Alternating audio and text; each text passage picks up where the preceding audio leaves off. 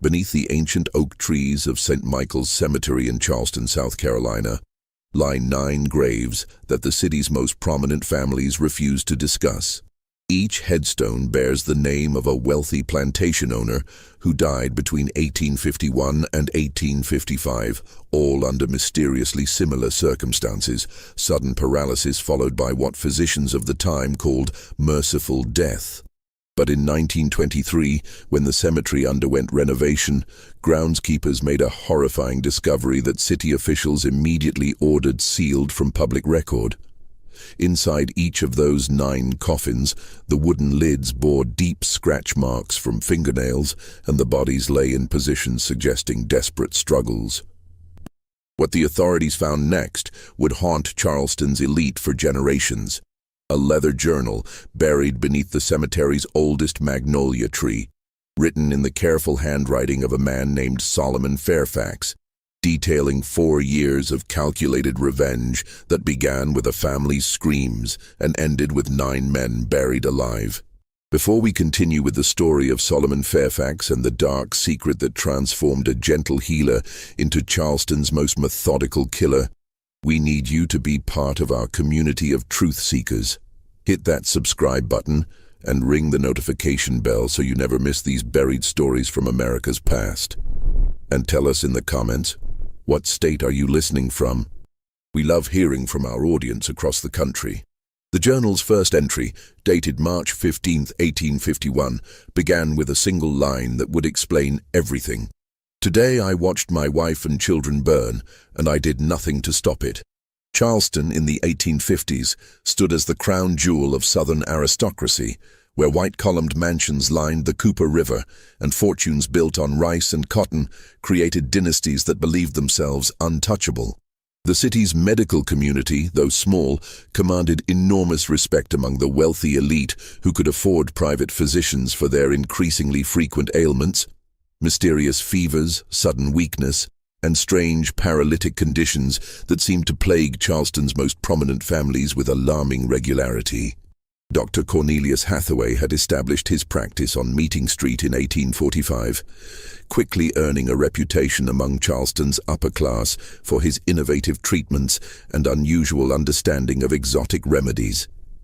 His success stemmed partly from his exceptional assistant, a slave named Solomon Fairfax, who possessed an almost supernatural knowledge of medicinal plants and chemical compounds. Solomon had been purchased specifically for Dr. Hathaway's practice after demonstrating remarkable skills in botanical medicine, skills that had been passed down through generations of his family, who had served as healers on various plantations throughout the Carolina Lowcountry. Solomon Fairfax was not the typical field slave that populated Charleston's plantations.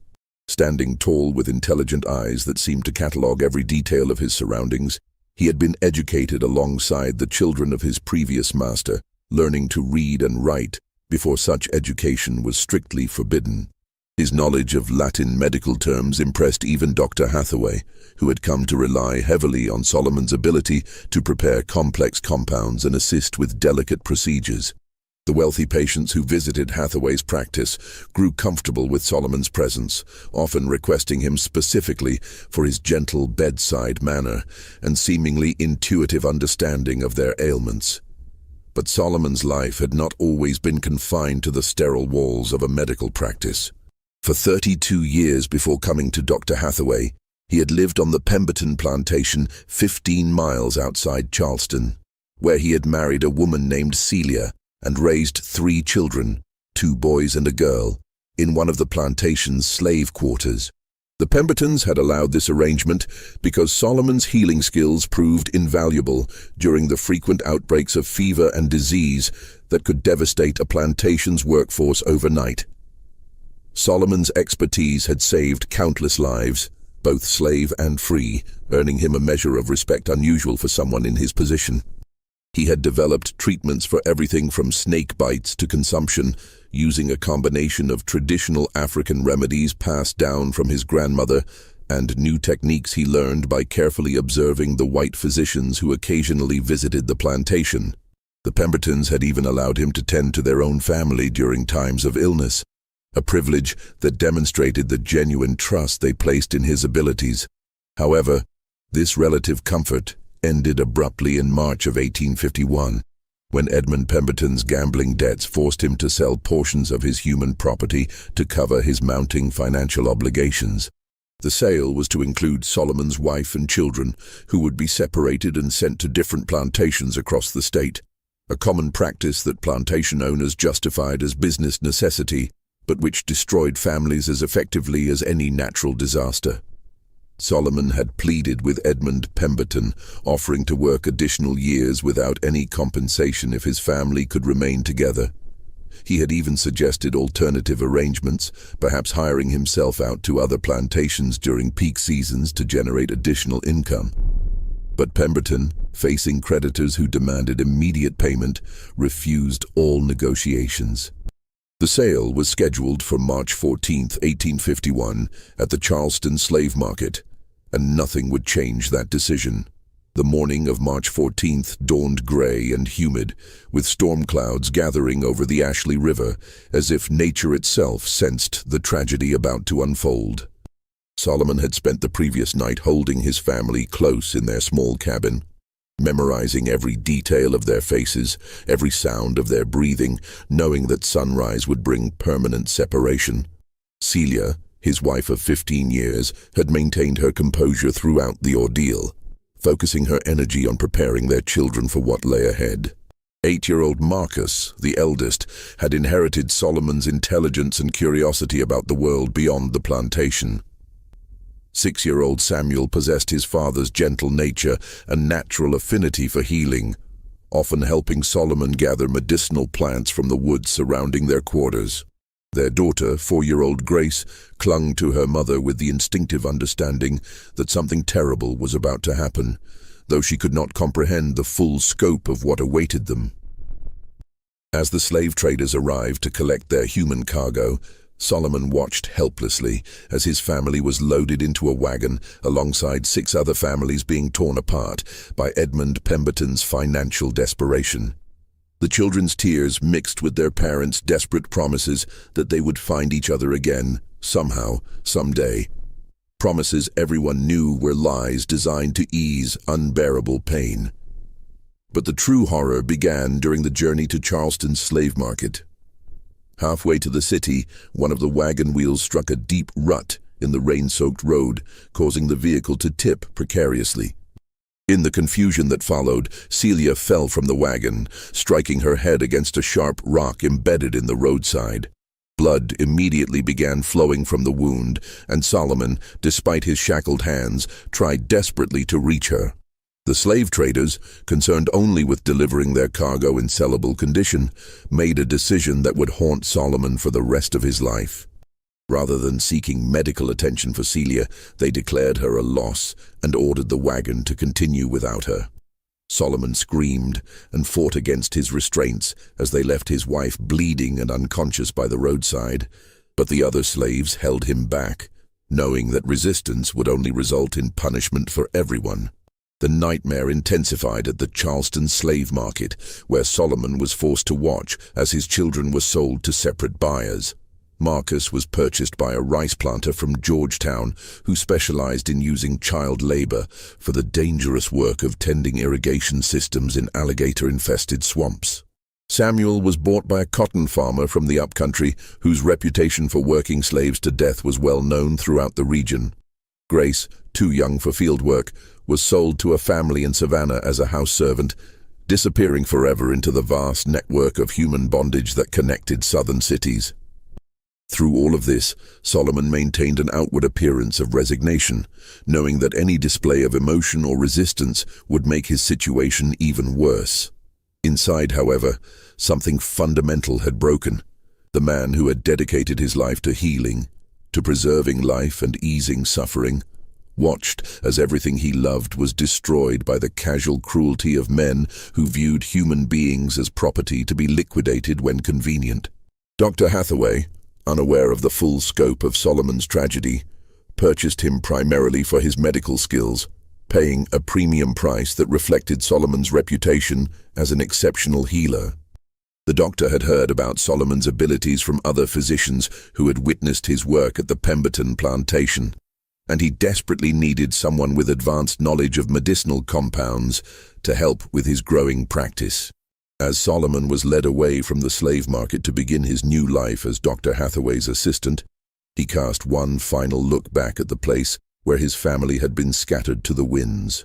In that moment, something cold and calculating settled into his heart, a patience that would allow him to wait, to learn, and eventually to make those responsible pay a price that matched the enormity of their crimes. That evening, alone in the small room above Dr. Hathaway's practice that would serve as his new quarters, Solomon began writing in a leather journal he had managed to keep hidden throughout the ordeal. His first entry, written by candlelight in the careful script he had learned as a child, began with words that would define the next 4 years of his life.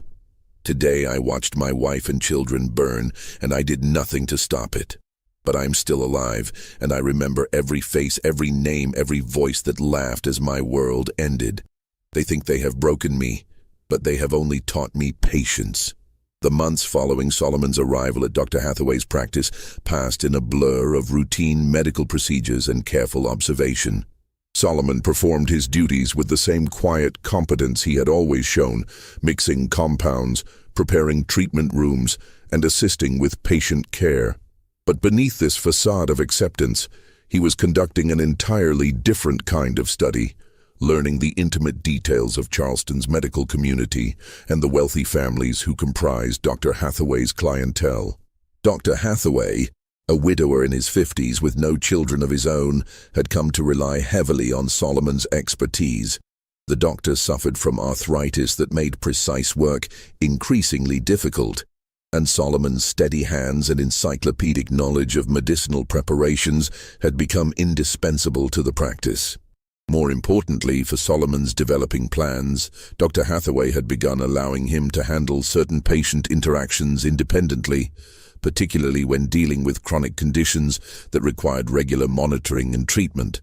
Charleston's wealthy elite, accustomed to the finest medical care available, initially viewed Solomon with the typical mixture of casual indifference and condescending approval that characterized their interactions with skilled slaves. However, his obvious competence and respectful demeanor gradually earned him a level of trust that would prove crucial to his plans. Patients began requesting him specifically, praising his gentle touch and apparent intuitive understanding of their conditions. During this period, Solomon methodically researched the backgrounds of every wealthy family that visited the practice. He learned about their business dealings, their social connections, and most importantly, their involvement in the slave trade that had destroyed his family. Through careful listening and discreet inquiries among other slaves who worked in Charleston's grand houses, he compiled detailed information about the men who had participated in or profited from the auction that scattered his children across the South. His investigation revealed that Edmund Pemberton had been merely one link in a much larger chain of exploitation. The Charleston slave market operated with the support and participation of the city's most respected citizens, men who served on church boards and charitable committees, while simultaneously treating human beings as livestock to be bought and sold for profit. These were the men who attended elegant dinner parties to discuss literature and philosophy, while their wealth was built on the suffering of families like Solomon's. Among Dr. Hathaway's regular patients, Solomon identified 9 men who had direct connections to his family's destruction. Some had been present at the auction, bidding on human cargo with the same detached interest they might show when purchasing horses or cattle. Others had provided financial backing for the slave trading operation, lending money to dealers who specialized in breaking up families to maximize profits. A few had purchased slaves from the same auction that had sold his children, contributing to the system that treated human beings as disposable commodities. As 1851 progressed into 1852, Solomon began experiencing what he privately called his education in advanced chemistry. Dr. Hathaway's medical library contained numerous texts on pharmaceutical compounds, including detailed descriptions of various substances that could produce paralysis, unconsciousness, or the appearance of death, while leaving the victim's mind fully aware. These books, written for legitimate medical purposes, became Solomon's textbooks in a curriculum of revenge. The most significant discovery came in a treatise on South American plant toxins, which described a compound derived from a vine that grew in the Amazon basin, but had been successfully cultivated in the greenhouse of a Charleston botanist who supplied exotic specimens to wealthy collectors. This particular toxin, when properly prepared, could induce a state of complete muscular paralysis while leaving the victim's consciousness and pain sensation entirely intact. The affected person would appear dead to casual observation, but would remain fully aware of their surroundings for several hours before the toxin's effects proved fatal. Solomon spent months learning to identify and cultivate the plant, eventually locating specimens in the greenhouse of Dr. Hathaway's friend, Professor Nathaniel Crenshaw, who taught natural sciences at the College of Charleston. Professor Crenshaw, unaware of Solomon's true interest in botany, was delighted to find someone who shared his passion for exotic plant species and began allowing Solomon to help maintain his greenhouse collection. Through careful experimentation with laboratory mice, Solomon determined the precise dosage needed to achieve the desired effects. Too little would merely cause temporary weakness. Too much would result in immediate death. But the correct amount would create a state indistinguishable from death to anyone lacking extensive medical knowledge, while preserving the victim's consciousness long enough to experience the terror of being buried alive. The psychological preparation for what he planned required perhaps even more discipline than mastering the chemistry involved.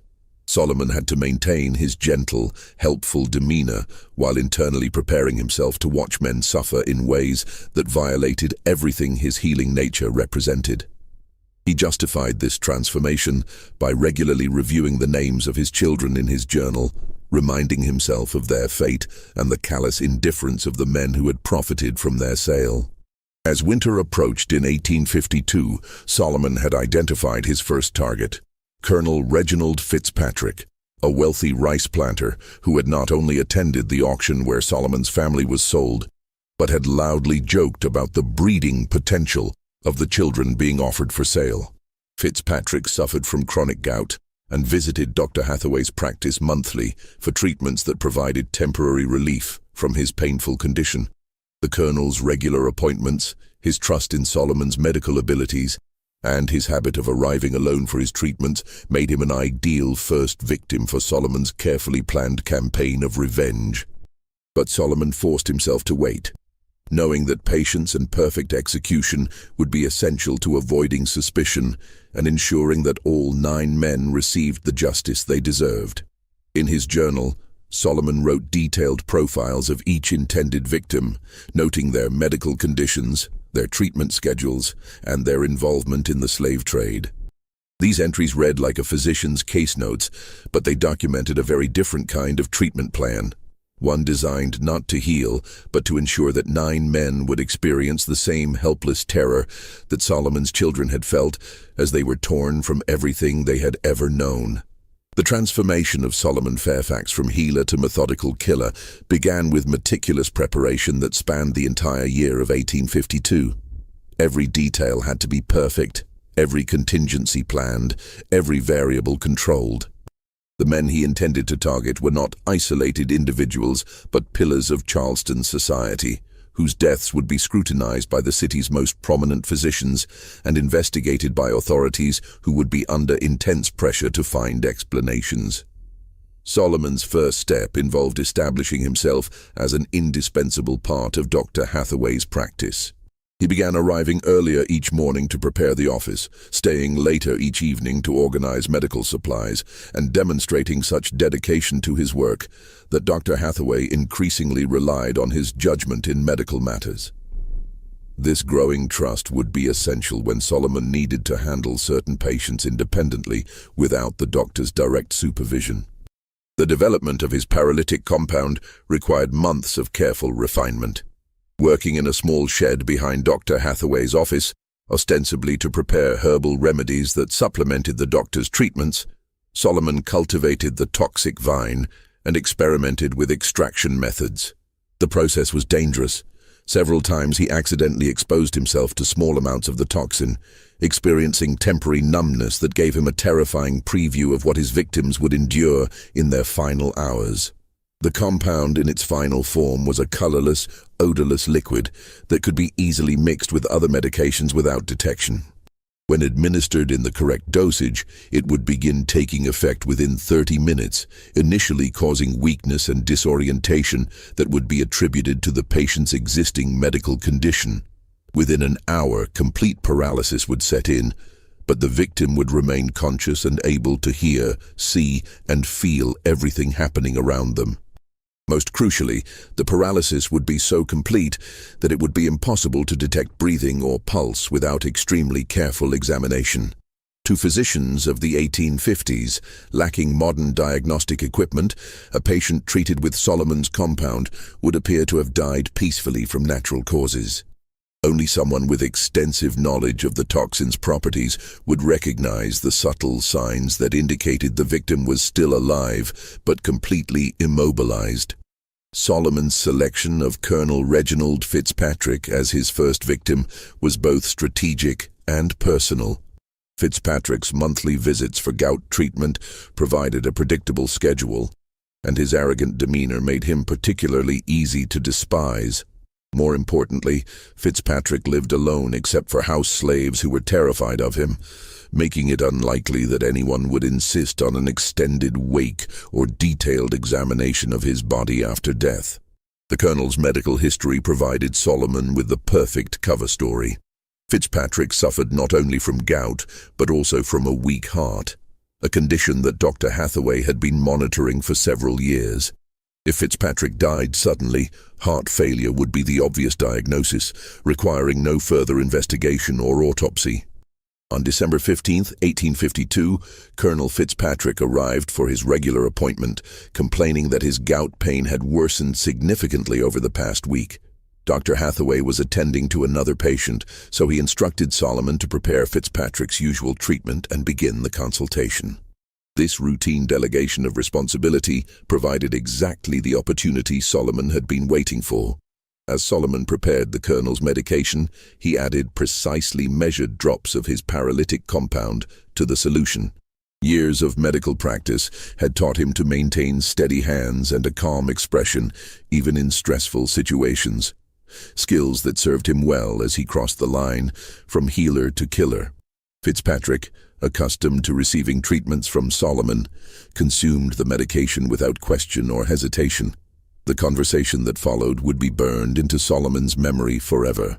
As the toxin began taking effect and Fitzpatrick started feeling weak, Solomon sat beside the Colonel's chair and spoke in the same gentle tone he had always used with patience.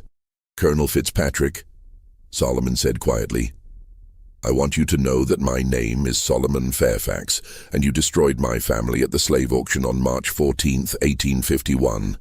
You laughed when my children were sold. You joked about their value as breeding stock. Do you remember that day?" Fitzpatrick's eyes, already glazing over from the advancing paralysis, showed a flicker of recognition and then growing horror as he realized what was happening. He tried to speak, to call for help, but found that his voice had been stolen along with his ability to move. Solomon continued speaking in that same calm, professional tone. "You're not dying yet, Colonel. The medicine I gave you has paralyzed every muscle in your body, but your mind is completely clear. You can hear every word I'm saying. You can feel everything that's happening to you. In about an hour, Dr. Hathaway will examine you and pronounce you dead from heart failure. Your body will be prepared for burial, and tomorrow evening you'll be placed in your coffin and buried in St. Michael's Cemetery." Solomon leaned closer, ensuring that Fitzpatrick could see his face clearly. "But you won't actually die until several hours after you're buried. You'll be completely aware as the dirt is shoveled onto your coffin. You'll hear every sound, feel every sensation, and have plenty of time to think about what you did to my children. That's when you'll understand what terror really feels like." The paralysis was now complete. Fitzpatrick appeared to be a corpse, but Solomon could see the desperate awareness in his eyes. the frantic effort to somehow communicate or escape his immobilized body. Solomon checked the colonel's pulse and breathing with professional thoroughness, confirming that both were so faint as to be undetectable without specialized instruments. When Dr. Hathaway entered the treatment room 5 minutes later, he found Solomon standing respectfully beside what appeared to be Colonel Fitzpatrick's body, his expression showing appropriate concern and sadness. "I'm afraid the colonel has passed, Doctor," Solomon reported quietly. "His heart gave out while I was preparing his next treatment. He seemed to go very peacefully." Dr. Hathaway's examination confirmed Solomon's diagnosis. The colonel showed no signs of life, and given his known heart condition, the cause of death seemed obvious. Within an hour, the body was removed to Fitzpatrick's mansion, where arrangements were made for a funeral, befitting one of Charleston's most prominent citizens. Solomon attended the funeral, standing respectfully in the section designated for slaves, while Colonel Fitzpatrick's coffin was lowered into the ground. As the first shovelfuls of dirt struck the wooden lid, Solomon wondered if Fitzpatrick was still conscious, still aware of what was happening to him. The thought brought him no satisfaction, only a cold sense of justice finally being served. That evening, Solomon made the second entry in his journal. "Colonel Fitzpatrick has paid for his crimes. 8 more remain. Justice is patient, but it is also certain."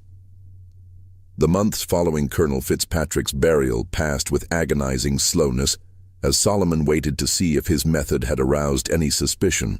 Charleston's social circles buzzed with the expected condolences and remembrances of the colonel's contributions to the community, but no questions were raised about the circumstances of his death.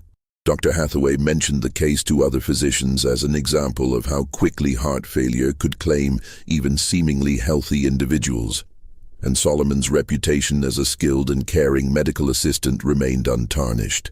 This successful execution of his first revenge gave Solomon confidence to proceed with the second phase of his plan. But it also forced him to confront the psychological toll of what he was doing. Despite years of careful preparation and absolute certainty about the justice of his cause, actually watching a man die in terror had affected him more deeply than expected. He found himself unable to sleep for weeks afterward, not from guilt, but from the vivid imagination of what Fitzpatrick had experienced in those final hours buried alive. The selection of his second victim required careful consideration of timing and method. Solomon needed to avoid establishing any pattern that might eventually attract attention, which meant varying both the intervals between deaths and the apparent causes. His research had identified Judge Marcus Calverton as an ideal second target, a man who had not only witnessed the sale of Solomon's family, but had provided legal justification for the separation of slave families, arguing in court that such practices were essential for maintaining order and maximizing economic efficiency. Judge Calverton suffered from severe migraines that had grown progressively worse over the past 2 years, forcing him to seek treatment from Dr. Hathaway on an increasingly frequent basis. The judge's condition provided Solomon with both opportunity and cover. Migraine sufferers were known to occasionally suffer fatal strokes, and Calverton's advanced age made such an outcome medically plausible. But before Solomon could implement his plan against Judge Calverton, an unexpected complication arose that nearly derailed his entire campaign of revenge. In March of 1853, Dr. Hathaway announced that he was considering taking on a junior partner, a young physician named Dr. Timothy Henderson, who had recently completed his medical training in Philadelphia and was eager to establish himself in Charleston's competitive medical community. Dr. Henderson's addition to the practice would mean increased scrutiny of Solomon's activities, more witnesses to his interactions with patients, and greater difficulty in administering his paralytic compound without detection. Even more concerning, Dr. Henderson had trained under physicians who were familiar with the latest advances in forensic medicine, including techniques for detecting unusual substances in deceased patients. Solomon realized that he would need to accelerate his timeline significantly. Rather than spacing his victims' deaths over several years as originally planned, he would need to complete his mission within months, before Dr. Henderson's presence made continued operations impossible. This compression of his schedule would require him to take greater risks and accept less than perfect conditions for some of his planned murders. The pressure to move quickly led Solomon to his first serious mistake. While preparing for Judge Calverton's treatment in April 1853, Solomon accidentally used a slightly higher dose of his paralytic compound than intended. The judge's apparent death occurred more rapidly than expected, and the intensity of the paralysis was so complete that even Dr. Hathaway noticed something unusual about the body's condition. "Strange," Dr. Hathaway murmured as he examined Judge Calverton's corpse. "The muscle rigidity seems more pronounced than typical for stroke victims. And look at his eyes. There's something almost desperate about their expression." Solomon's heart raced as he watched Dr. Hathaway conduct a more thorough examination than he had performed on Colonel Fitzpatrick. For several terrifying minutes, Solomon feared that his entire plan was about to be exposed. But Dr. Hathaway's medical training, while thorough for its time, lacked the specific knowledge needed to recognize the effects of Solomon's exotic toxin. After 15 minutes of examination, the doctor concluded that the unusual symptoms were simply the result of Judge Calverton's particularly severe stroke. "Poor man must have suffered terribly in his final moments," Dr. Hathaway observed, unknowingly describing exactly what Judge Calverton was experiencing at that very moment, paralyzed but conscious as his body was prepared for burial. Judge Calverton's funeral was attended by even more prominent citizens than Colonel Fitzpatrick's, as befitted a man who had served Charleston's legal community for over 30 years. Solomon watched from the slaves section as the judge's coffin was lowered into St. Michael's Cemetery, just 3 rows away from where Colonel Fitzpatrick lay buried. As the funeral concluded, Solomon noticed something that sent a chill through his blood. A young man standing near the back of the crowd, taking careful notes in a small leather book. The note-taker was Thomas Grimsby, a journalist for the Charleston Mercury, who had begun investigating what he privately called the prominent deaths phenomenon, a series of sudden fatalities among the city's elite that seemed statistically unlikely. Grimsby had noticed that over the past 6 months, Charleston had lost several wealthy citizens to unexpected medical emergencies, all under circumstances that were medically explainable but collectively suspicious. Solomon's journal entry for that evening reflected his growing awareness that time was running out. Judge Calverton has joined Colonel Fitzpatrick in experiencing true justice, but I fear that others are beginning to notice patterns that could threaten the completion of my mission. I must work faster, even if it means accepting greater risks. The acceleration of Solomon's timeline meant that his third victim would need to be eliminated within weeks rather than months. He selected Captain William Dandridge, a ship owner who had transported slaves from Charleston to markets throughout the South, and who had personally supervised the loading of human cargo with the same attention to detail he showed when handling valuable cotton shipments. Captain Dandridge presented unique challenges as a target. Unlike the previous victims who had visited Dr. Hathaway's office regularly for chronic conditions, Dandridge was generally healthy and only sought medical attention for minor injuries sustained during his maritime activities. Solomon would need to create an opportunity rather than waiting for one to occur naturally.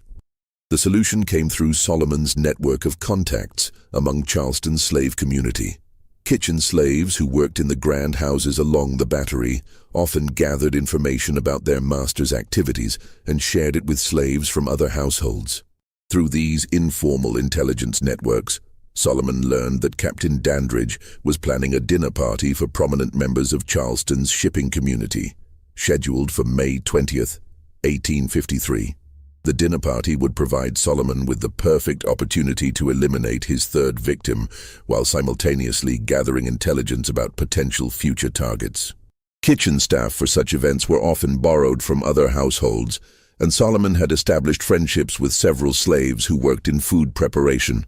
With careful planning, he could arrange to assist with serving the dinner, giving him direct access to Captain Dandridge and his guests.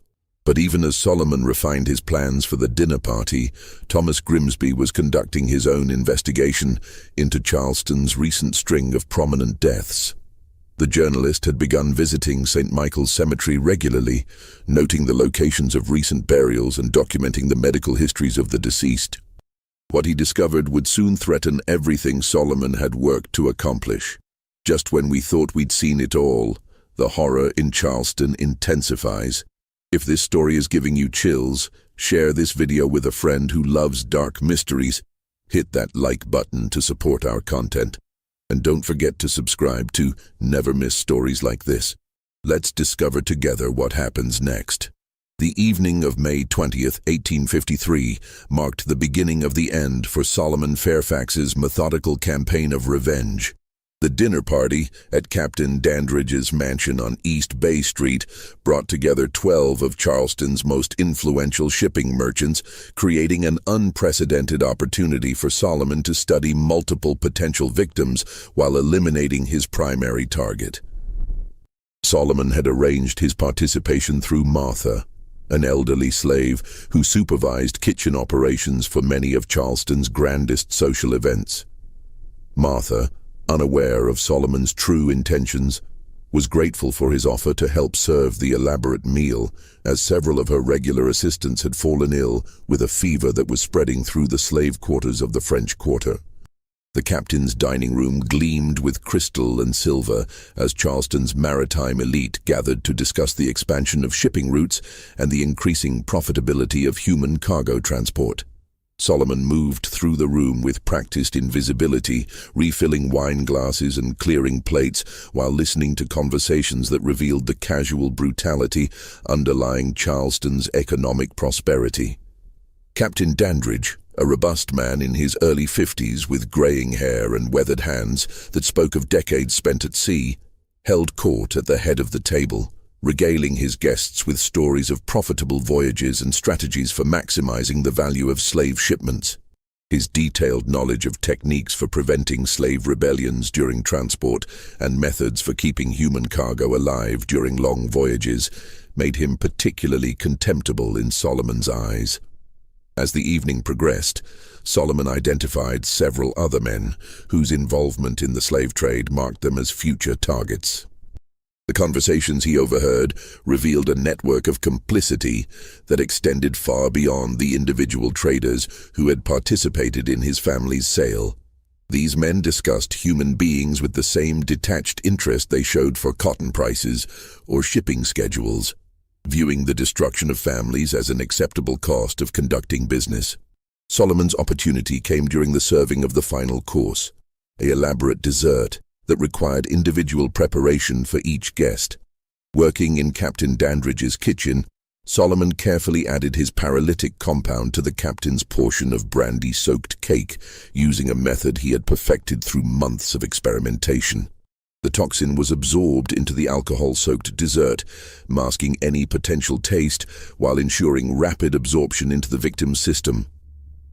Captain Dandridge consumed his dessert with obvious enjoyment, complimenting Martha on her exceptional preparation and requesting the recipe for his own cook.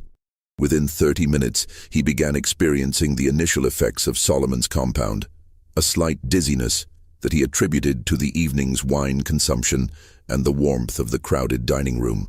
As the paralysis progressed, Captain Dandridge excused himself from the table, claiming that he needed fresh air to clear his head. Solomon, observing from the kitchen doorway, watched as the captain made his way to his private study, where he collapsed into his favorite leather chair just as the toxin reached full effect. The discovery of Captain Dandridge's death 20 minutes later created exactly the kind of scene Solomon had hoped to avoid. Instead of dying quietly in the privacy of Dr. Hathaway's office, the captain had expired in front of 12 witnesses who immediately began demanding answers. Dr. Samuel Pettigrew, one of the dinner guests, examined the body while the others looked on with growing alarm.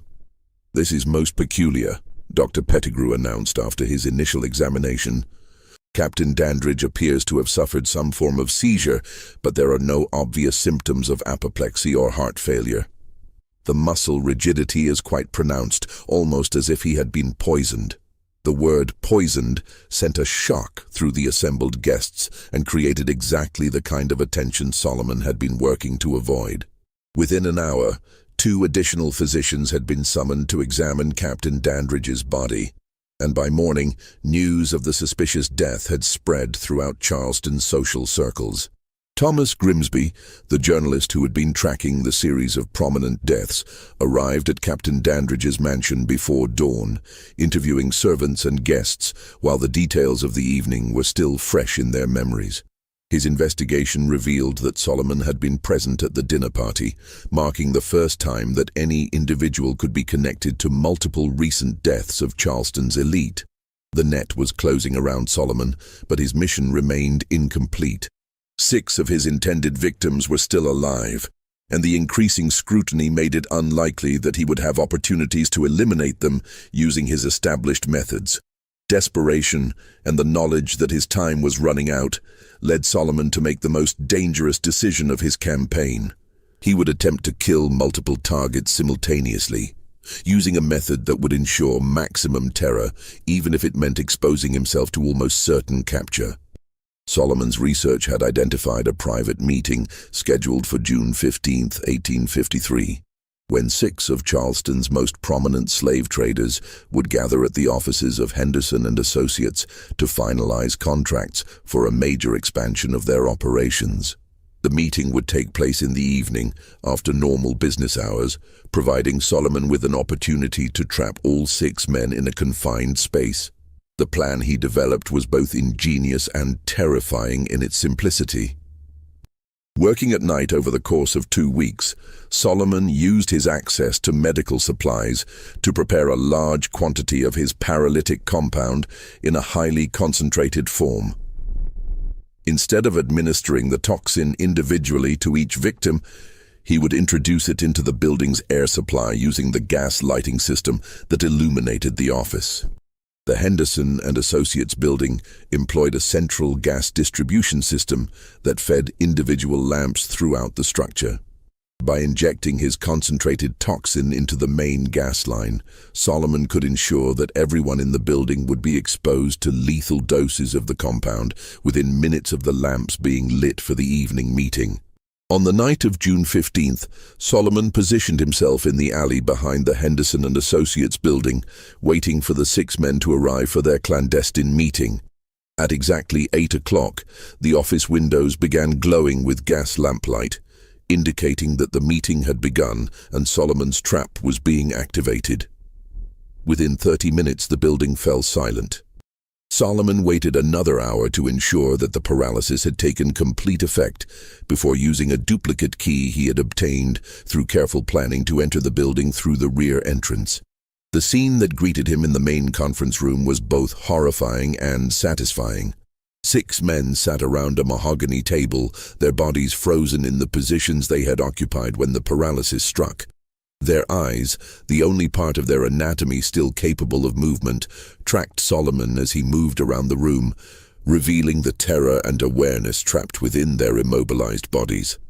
Solomon approached each man individually, speaking in the same calm, professional tone he had used with his previous victims. He identified himself and explained exactly what was happening to them, describing in clinical detail how they would remain conscious throughout their burial and the hours of suffocation that would follow. The expressions in their eyes, panic, disbelief, desperate attempts to communicate, provided Solomon with a satisfaction that years of planning had not prepared him to experience. But Solomon's moment of triumph was short-lived. As he prepared to leave the building and allow the victims to be discovered the following morning, he heard footsteps in the corridor outside the conference room. Someone else was in the building, someone who was not supposed to be there according to Solomon's careful surveillance of the meeting. The door opened to reveal Thomas Grimsby, the journalist who had been investigating Charleston's recent string of suspicious deaths. Grimsby had been following leads that pointed to tonight's meeting as a crucial piece of his investigation, and he had arrived just in time to witness Solomon standing over 6 apparently dead bodies. "So it's true," Grimsby said quietly, his voice showing a mixture of horror and vindication. Someone has been systematically murdering Charleston's elite, and you're the one responsible. Solomon realized that his careful plans had finally unraveled completely. There was no way to explain his presence in the room or the convenient death of 6 men who had been his targets.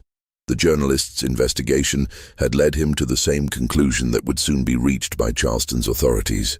Someone with access to medical knowledge and detailed information about the victims' schedules had been conducting a methodical campaign of murder. "They destroyed my family," Solomon said simply, making no attempt to deny his responsibility. "They sold my children like cattle and left my wife to die by the roadside.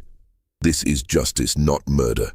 Grimsby's response revealed the complexity of Charleston's racial dynamics, even in the face of obvious crime. As a journalist, he was committed to exposing the truth about the murders. As a Southerner, he understood the brutal realities of the slave system that had motivated Solomon's revenge. The conflict between these perspectives created a moment of hesitation that would determine both men's fates. "Those men in there," Grimsby said, gesturing toward the paralyzed victims. "They're still alive, aren't they? That's why their eyes are moving. You've done something to them that makes them appear dead while keeping them conscious." Solomon nodded, seeing no point in denying what was obviously true.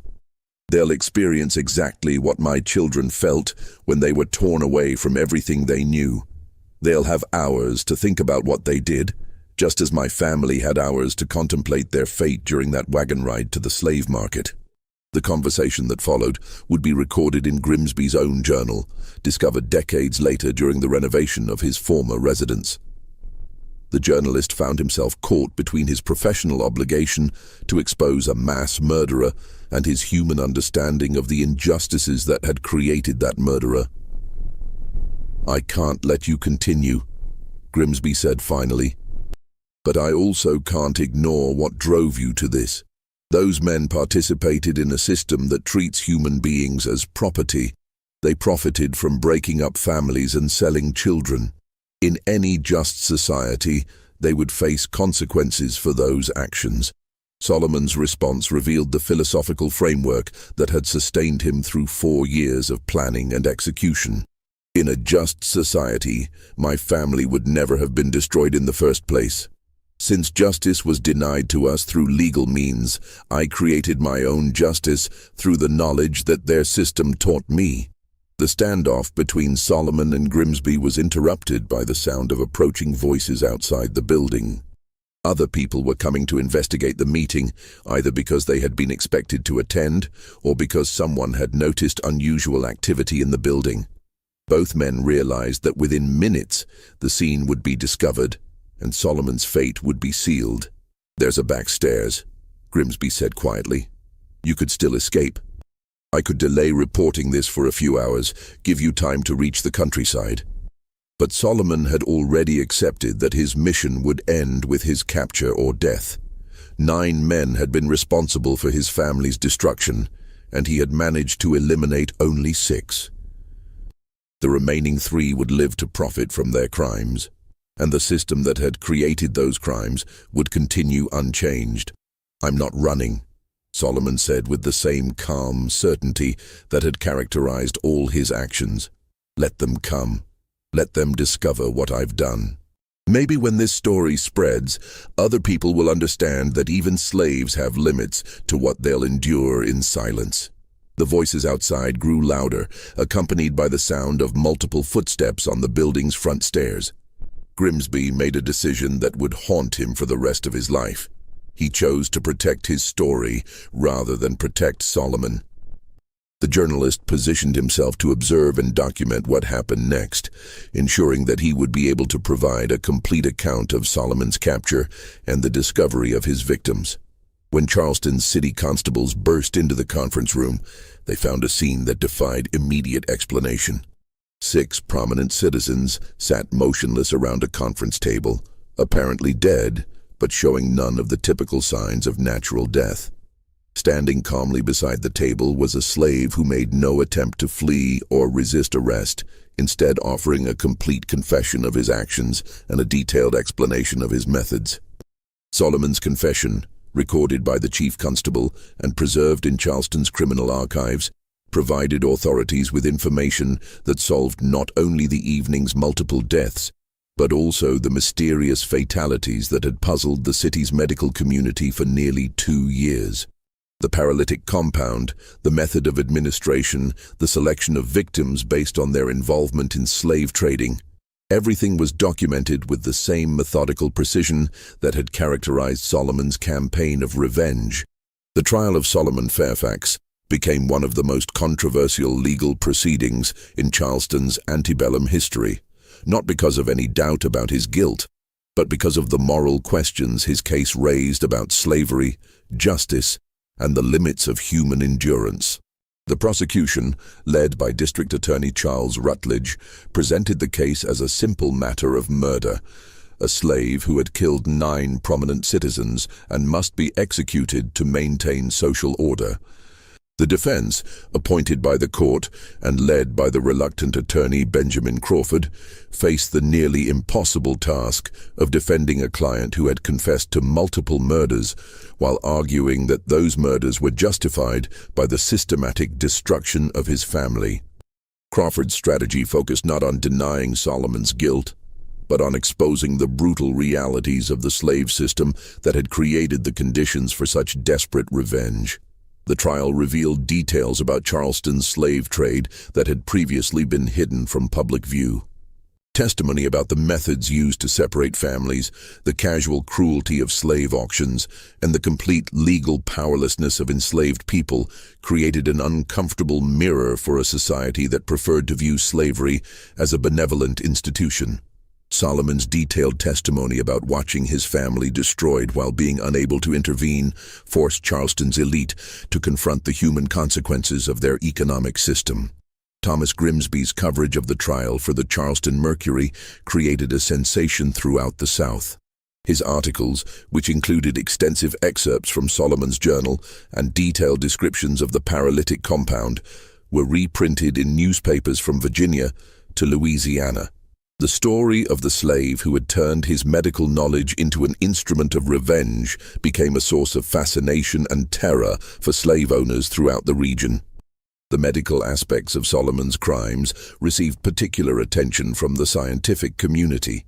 Dr. Hathaway, devastated to learn that his trusted assistant had used the practice as a base for murder, provided detailed testimony about Solomon's pharmaceutical knowledge and access to exotic compounds. The revelation that slaves could possess sophisticated understanding of chemistry and toxicology challenged prevailing assumptions about their intellectual capabilities and sparked debates about the wisdom of educating enslaved people. The 6 men who had been paralyzed in the Henderson and Associates building provided the most dramatic testimony of the trial. All had survived their ordeal, though their experiences varied in horror depending on how long each had remained conscious after their apparent death. Their accounts of lying paralyzed while fully aware, hearing their own death pronounced and funeral arrangements discussed, created a visceral understanding of Solomon's revenge that mere legal arguments could not convey.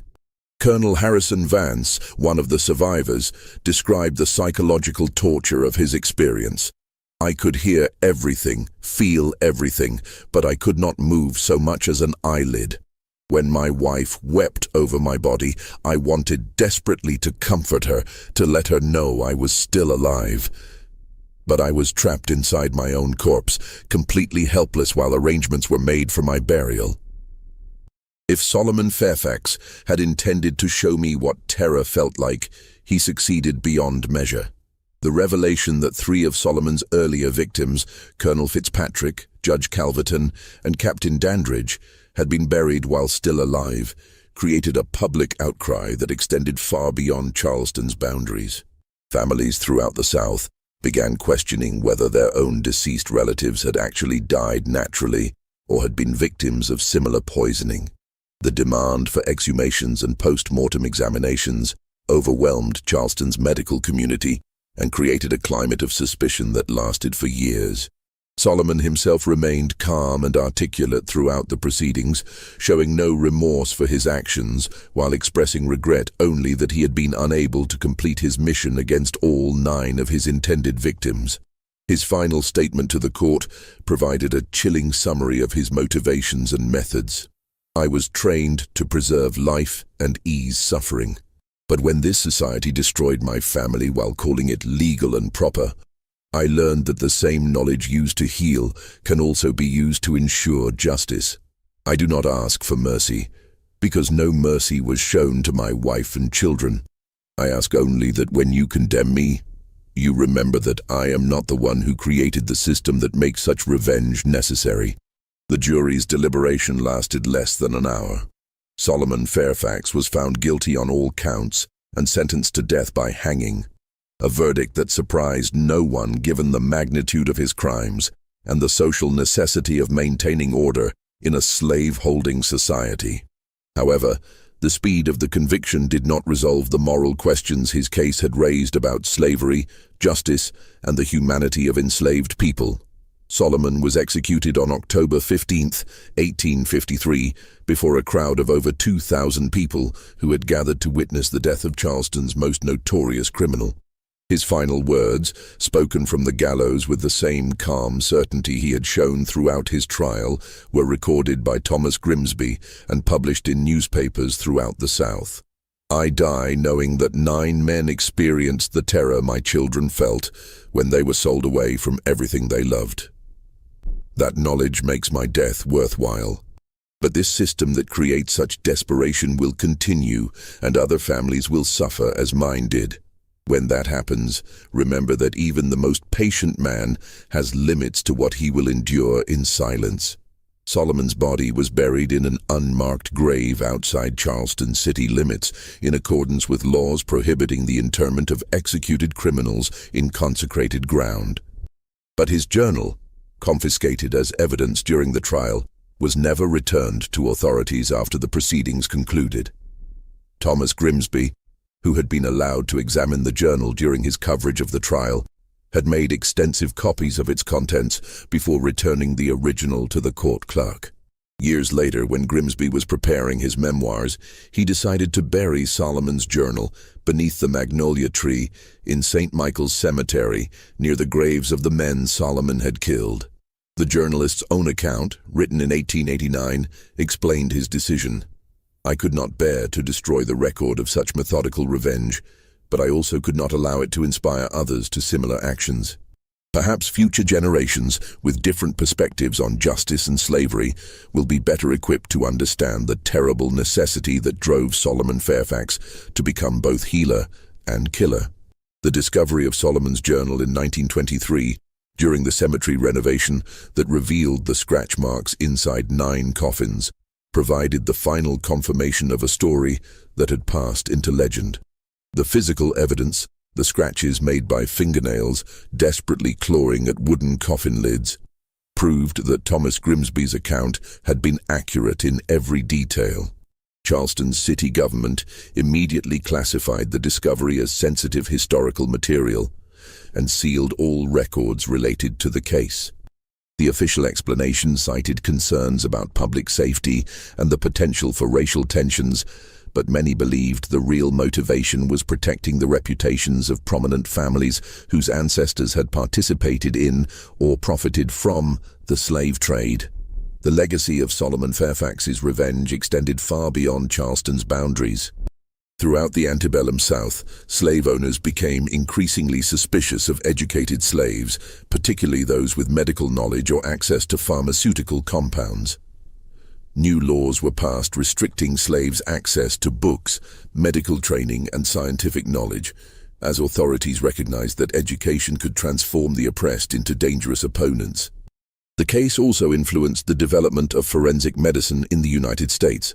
The exotic paralytic compound that Solomon had used prompted research into methods for detecting unusual toxins in deceased victims, leading to advances in post-mortem examination techniques that would prove valuable in future criminal investigations. But perhaps the most significant impact of Solomon's story was its effect on the national debate about slavery itself. The revelation that even the most seemingly docile and loyal slaves might harbor years of accumulated rage challenged fundamental assumptions about the institution's stability and moral justification. If a man like Solomon Fairfax, educated, skilled, and trusted by his masters, could plan and execute such methodical revenge, what did that say about the true feelings of the millions of other enslaved people throughout the South? This mystery shows us that even in the darkest chapters of American history, individual acts of resistance could shake the foundations of seemingly unshakable systems. The story of Solomon Fairfax reminds us that justice delayed is not always justice denied. Sometimes it simply takes a different, more terrible form. What do you think of this story? Do you believe that Solomon's actions were justified by the destruction of his family? Or was his revenge simply another form of evil? Leave your comment below and share your thoughts about this chilling tale from Charleston's buried past. If you enjoyed this dark journey into America's hidden history and want more stories that reveal the secrets our ancestors tried to forget, subscribe now, hit the notification bell, and share this video with someone who appreciates the complex truths that lie beneath our nation's official histories. Until next time, remember that the past is never truly buried. It's always waiting to be discovered by those brave enough to dig.